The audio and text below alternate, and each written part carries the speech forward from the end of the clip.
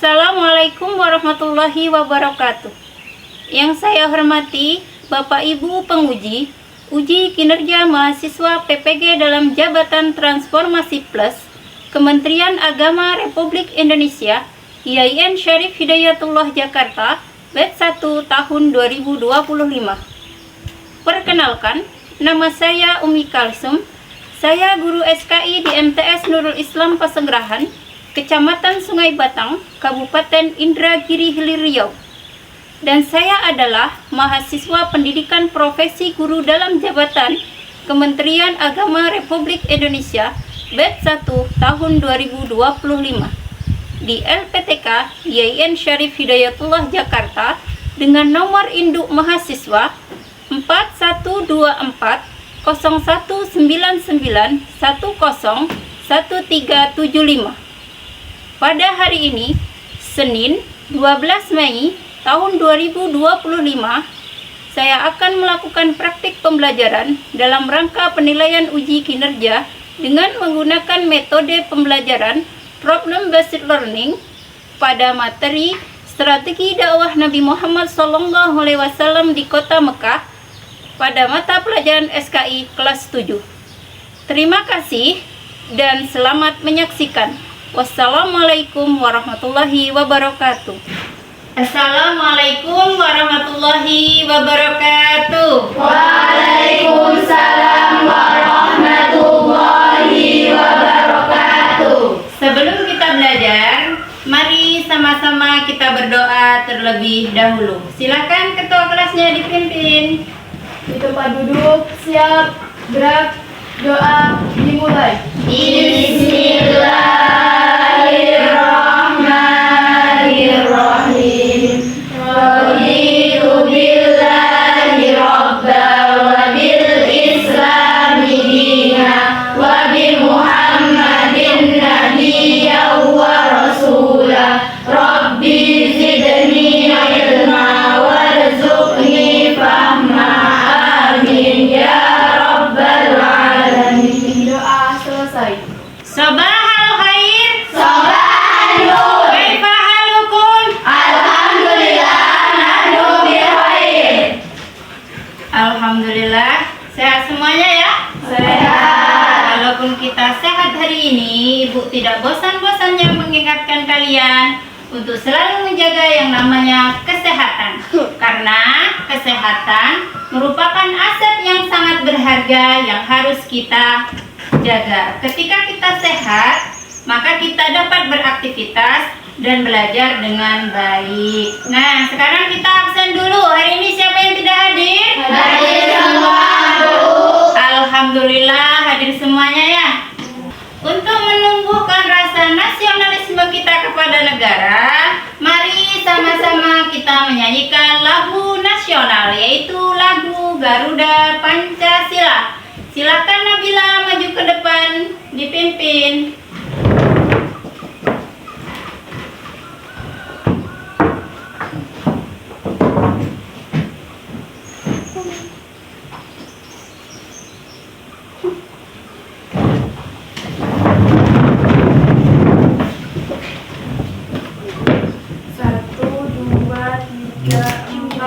Garuda Pancasila, akulah pendukungmu.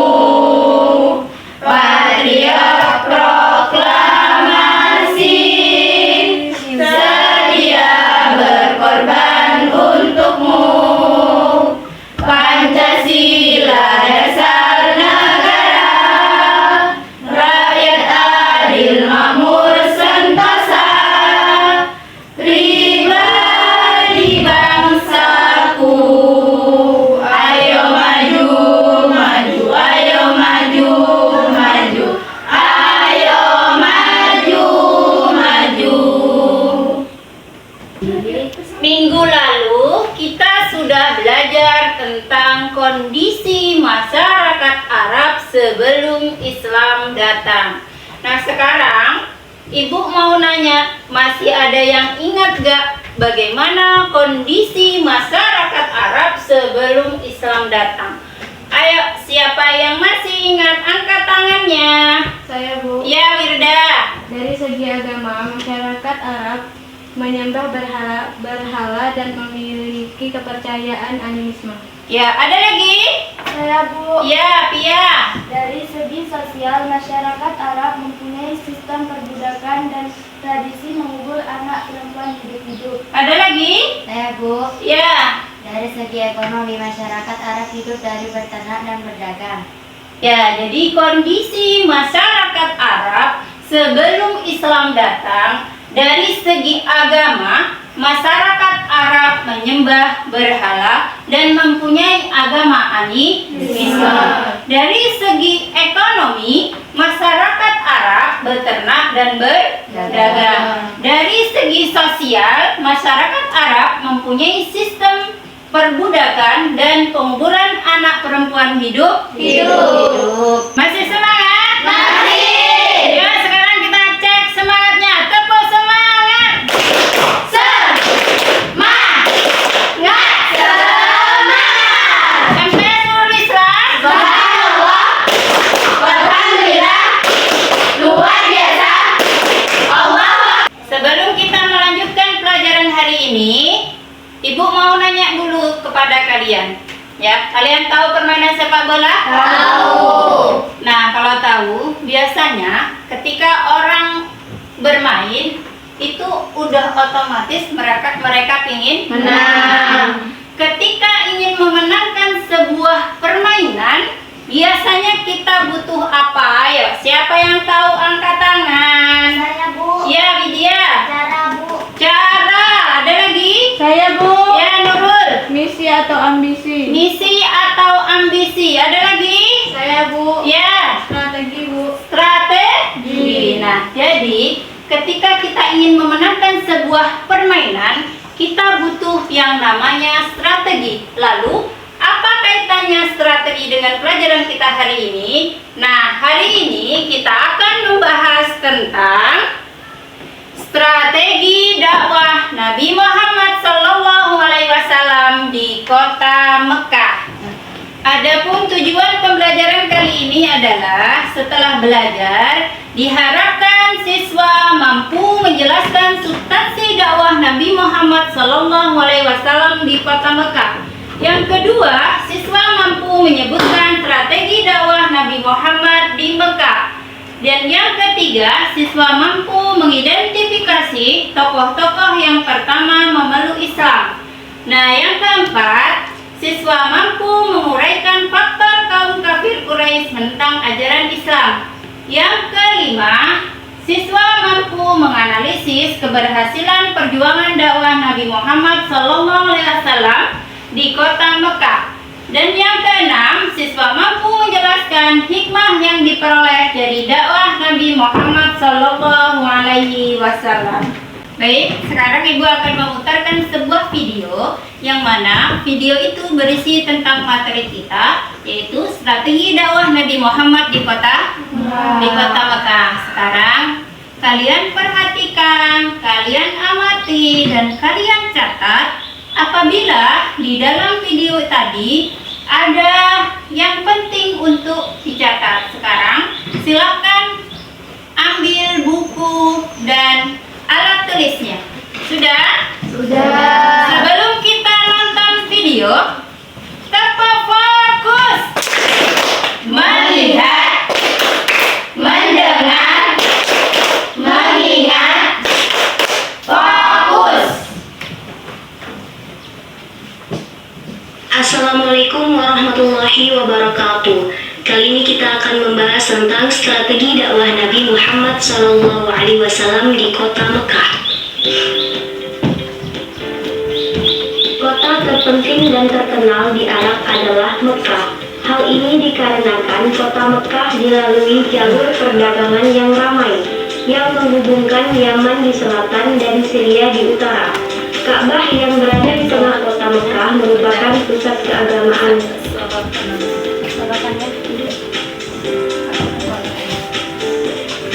Ketika menginjak usia 40 tahun, Rasulullah lebih banyak mengerjakan taharus atau menyendiri daripada waktu-waktu sebelumnya. Pada malam 17 Ramadan atau bertepatan dengan 6 Agustus 610 Masehi, ketika beliau bertahan di Gua Hira, datanglah malaikat Jibril menemuinya untuk menurunkan wahyu pertama, yakni surah Al-Alaq ayat 1-5.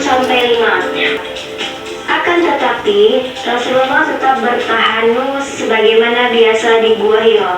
Kemudian setelah beberapa lama, turunlah wahyu yang kedua, yakni surah Al-Mudaththir ayat 1-7.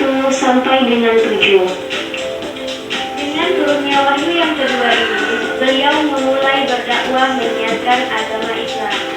Adapun substansi dakwah Nabi Muhammad di Mekah adalah sebagai berikut. Pertama, mengajarkan tauhid kepada Allah. Yang kedua, memperbaiki akhlak masyarakat Mekah. Yang ketiga, menegakkan keadilan dan persamaan derajat.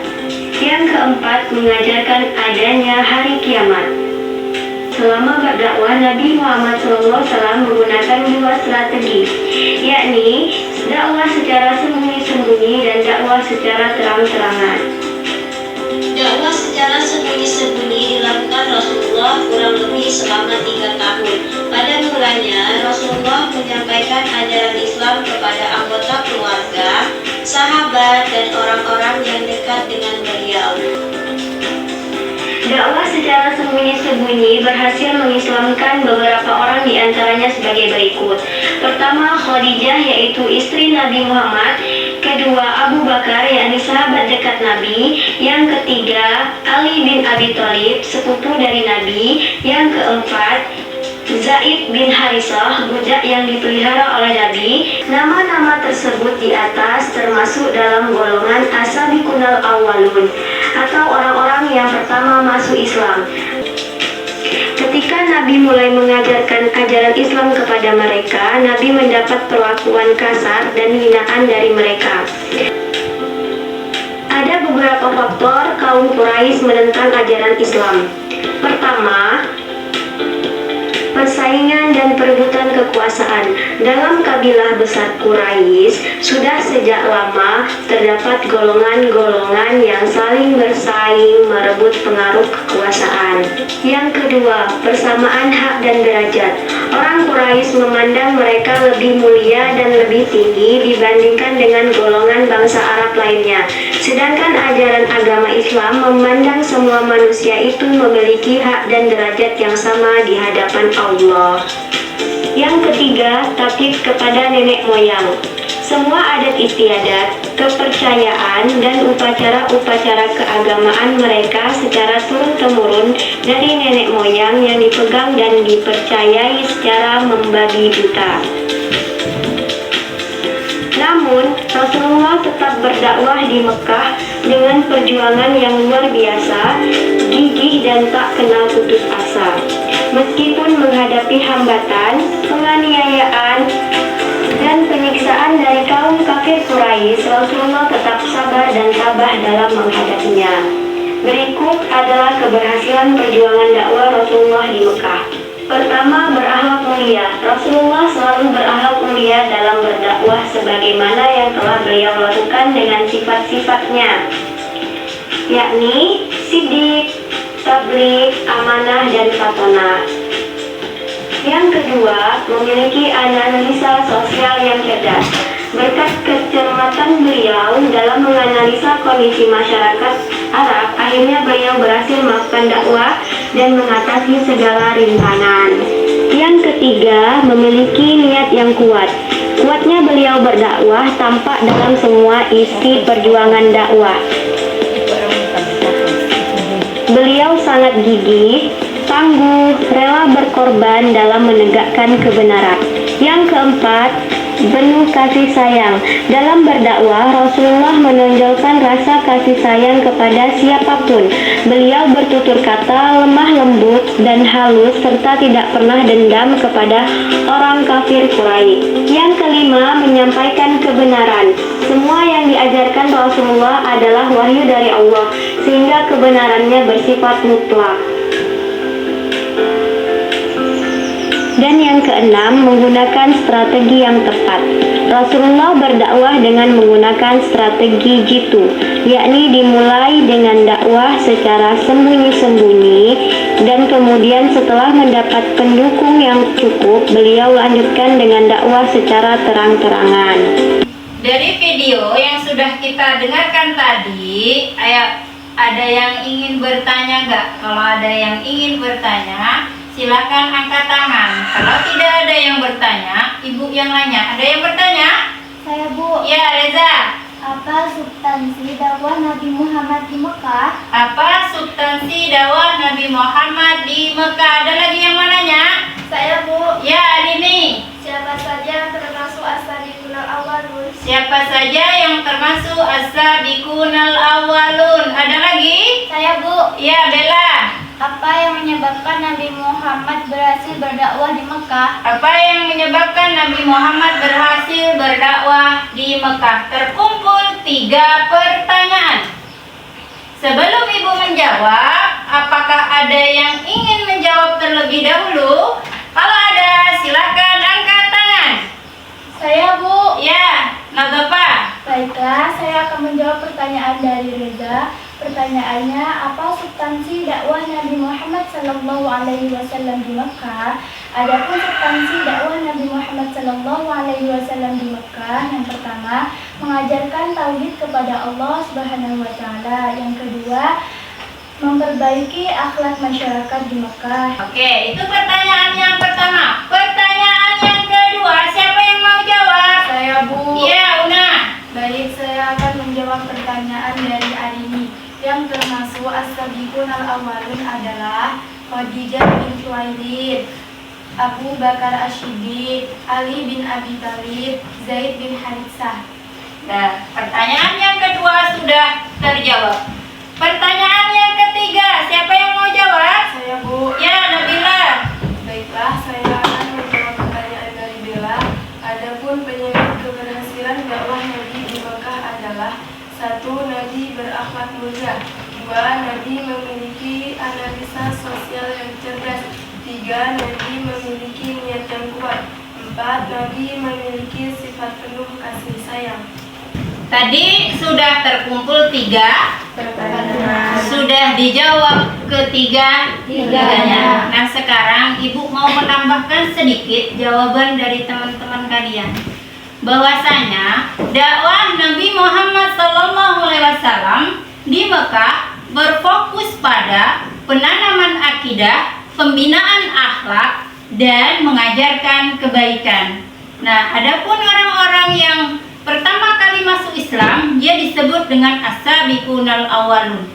Siapa aja mereka? Ada Siti Khadijah, Abu Bakar Asy-Siddiq, Ali bin Abi Thalib, Zaid bin Haritsah. Meskipun Nabi mendapatkan rintangan dalam penyebaran Islam di Mekah, Nabi mampu membangun fondasi agama Islam yang kuat.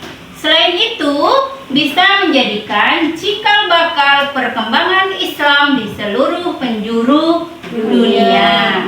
Nah, sekarang Ibu akan membagikan lembar kerja peserta didik. Nah, ini nanti akan kalian kerjakan secara berkelompok. Nah, sekarang Ibu akan membagi kalian ke dalam beberapa kelompok. Nah, kelompok pertama ada Una, Reza, Leha, dan Nurul. Kelompok kedua Nabila, Pia, Arini, dan Widya. Kelompok tiga ada Wirda, Nazopa, dan Bella. Nah, ini silahkan kalian kerjakan. Nah, di dalam LKPD ini terdapat perbedaan persoalan yang harus kalian pecahkan bersama. Silakan kalian berdiskusi dan kumpul dalam kelompoknya masing-masing. Bagi dakwah Nabi Muhammad SAW di Mekah. 1. Dakwah sembunyi-sembunyi. Nah, sudah selesai? Sudah, Bu. Bisa jawab? Bisa. Yang sebelah sini sudah? Sudah. Sudah. Ada kesulitan? Tidak.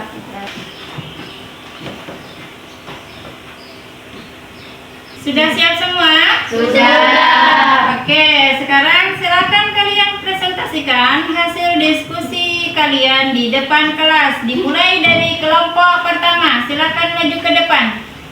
Bismillahirrahmanirrahim. Baiklah, saya akan membacakan hasil diskusi dari kelompok 1 yang pertanyaannya, apa strategi dakwah Nabi Muhammad SAW di Mekah? Dakwah sembunyi-sembunyi dan dakwah terang-terangan. Itu tadi hasil diskusi dari kelompok 1. Nah, siapa yang ingin bertanya? Silakan angkat tangan. Saya, Bu. Ya, Pia. Mengapa Nabi melakukan dakwah secara sembunyi-sembunyi? Mengapa Nabi melakukan dakwah secara sembunyi-sembunyi? Ayo, silakan dijawab. Baiklah, saya akan menjawab pertanyaan dari Pia yang pertanyaannya, mengapa Nabi melakukan dakwah secara sembunyi-sembunyi? Nabi Muhammad melakukan dakwah secara sembunyi-sembunyi karena untuk menghindari penolakan dan tekanan dari kaum Quraisy yang sangat ajaran Islam, serta agar dakwah berkembang perlahan dengan aman. Oke, silakan duduk. Lanjut, kelompok 2. Baiklah, saya akan mempresentasikan hasil diskusi dari kelompok 2. Yang pertanyaannya, apa alasan kaum kafir Quraisy menolak ajaran Islam yang disampaikan Nabi Muhammad SAW? Persaingan dan perbuatan kekuasaan, persamaan hak dan derajat, taulid kepada nenek moyang. Nah, itu tadi hasil diskusi dari kelompok 2. Yang ingin bertanya, silakan angkat tangan. Saya, Bu. Ya, Bella. Coba jelaskan poin yang kedua, maksud dari persamaan hak dan derajat. Ya, silakan dijawab. Baiklah, saya akan membantu menjawab pertanyaan dari Bella.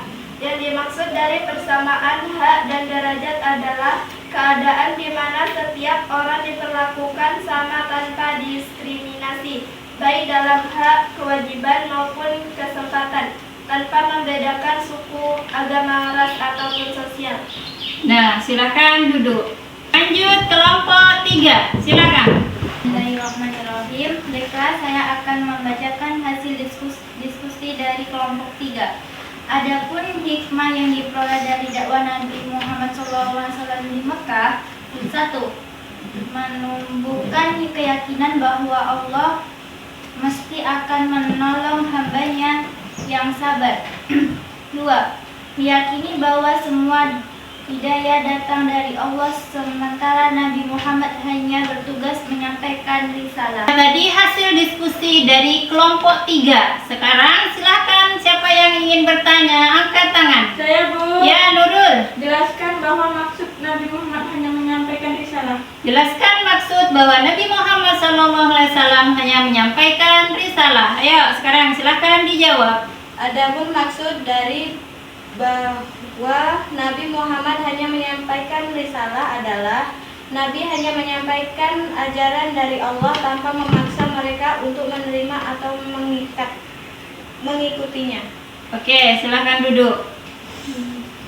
Dari ketiga pertanyaan tadi, jawabannya Ibu akan menambahkan sedikit ya, bahwasanya Nabi Muhammad SAW menjalankan dakwah itu dengan 2 tahap, yaitu secara sembunyi-sembunyi dan secara terang-terangan. Adapun kenapa orang-orang kafir menolak ajaran Nabi Muhammad? Karena mereka takut akan kehilangan kekuasaan, pengaruh, dan takut kehilangan ekonomi dalam penyembahan berhala.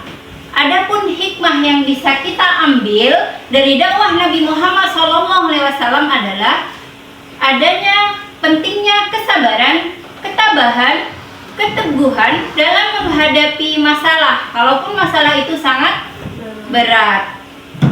Masih semangat? Masih. Tempo 1, tempo 2, tempo 3, tempo 4, tempo 5, 3 kali tempo 5.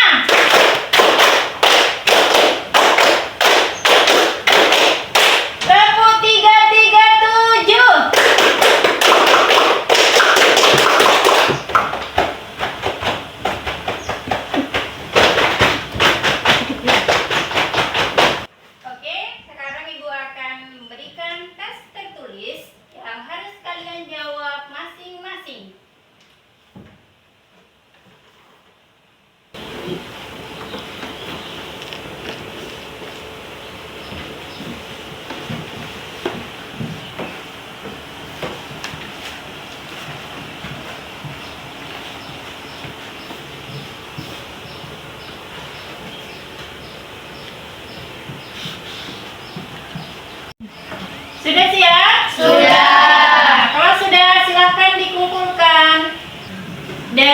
pembahasan kita tadi, apakah kalian sudah paham semua?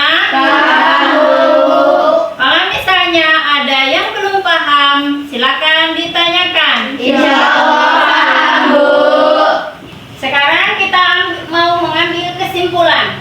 Sebelum ibu mengambil kesimpulan, ada yang ingin menyimpulkan terlebih dahulu? Saya, Bu. Oke, Natofa. Bismillahirrahmanirrahim. Nabi Muhammad Shallallahu Alaihi Wasallam menyampaikan ajaran Islam di Mekah dengan penuh kesabaran dan kebijaksanaan.